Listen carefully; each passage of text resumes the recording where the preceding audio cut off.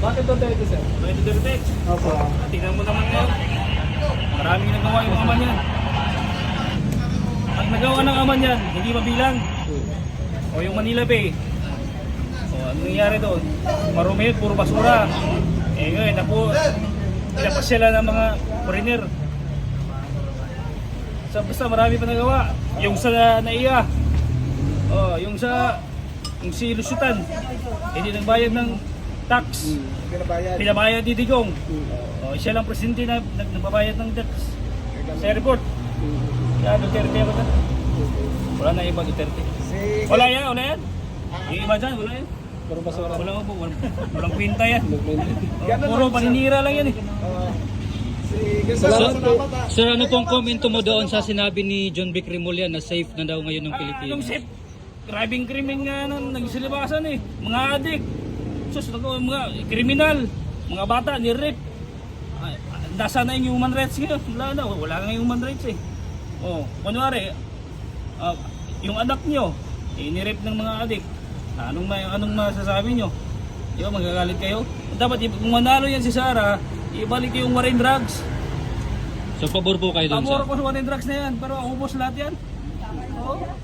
Mga kriminal, mga drugista, lahat yan. Pabor ko dyan. Salamat, sir. Sara din kayo. Kayo, sir? Sara po, Sara. Sara. Mabalik yung war of drugs, tsaka maiwasan yung laging patayan. Kamay na bakal. Mga kamay na makal. Maganda kasi dati kay Duterte.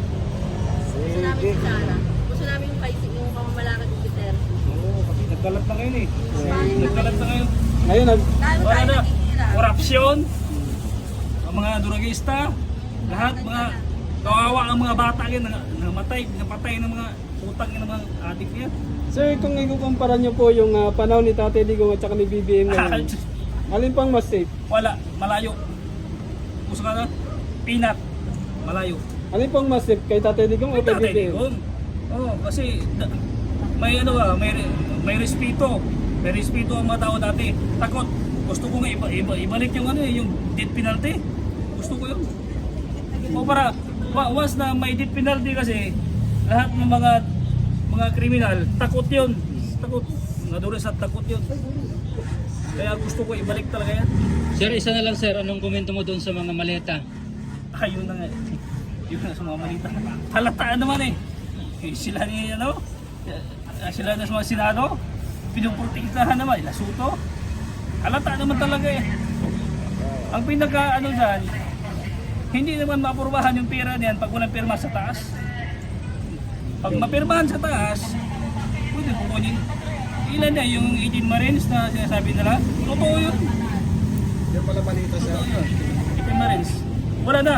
Si Diskaya, si Karikutisa, yung 18 Marines, walang na ibang salita. Sila ang Tinuturo sila. Sila Martin Valdez, sa likod sila. Sige, sir. Okay. Ma'am, sir bilang sa pagka-presidente. Pagka-presidente, Sir bilang naman to. Sino po gusto na napupusuan mo dyan sa si Sara. 3 babae, 4 na lalaki? Sara po. Si Sara kayo, ma'am. Kay ma'am. Ay, Sara? Mapapit po dito, Sara. Si Lenny. Lenny ka, ma'am. Si ma'am Sara. Yung isa, Sara, isang Lenny. Sige, salamat, ma'am. Ha? Okay. Ayun na.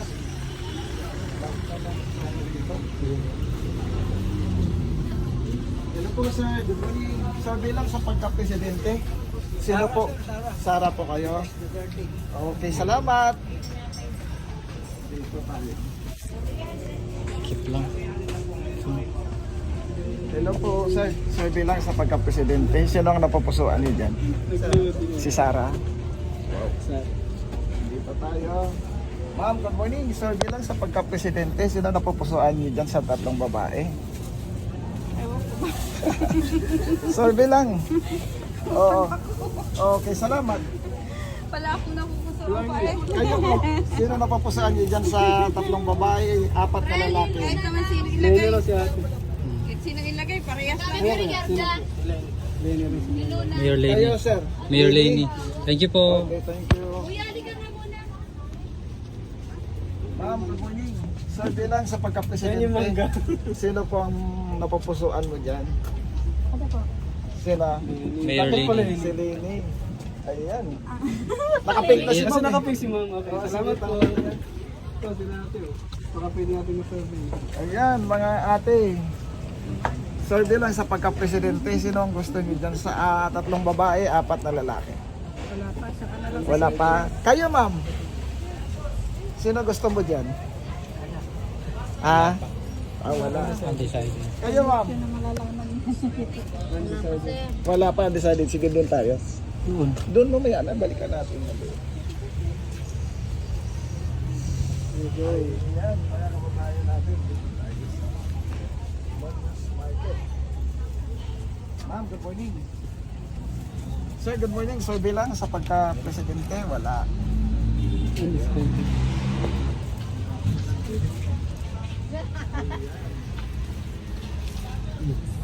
Ma'am, good morning. Sir, bilang sa pagka-presidente, sino gusto mo dyan sa tatlong babae, apat na lalaki? Undecided pa. Undecided. Sige, salamat po. Yes, sige. Ayan. Sir, bilang sa pagka-presidente, sino gusto mo dyan sa tatlong babae, apat na lalaki? Undecided din Okay. siguro yan. Thank you po. Sir, good morning. Sir, bilang sa pagka-presidente. Kayo, sir. Sir, bilang. Marcos pa rin. Marcos. Okay. Thank you po. Marami nang kasi nagawa.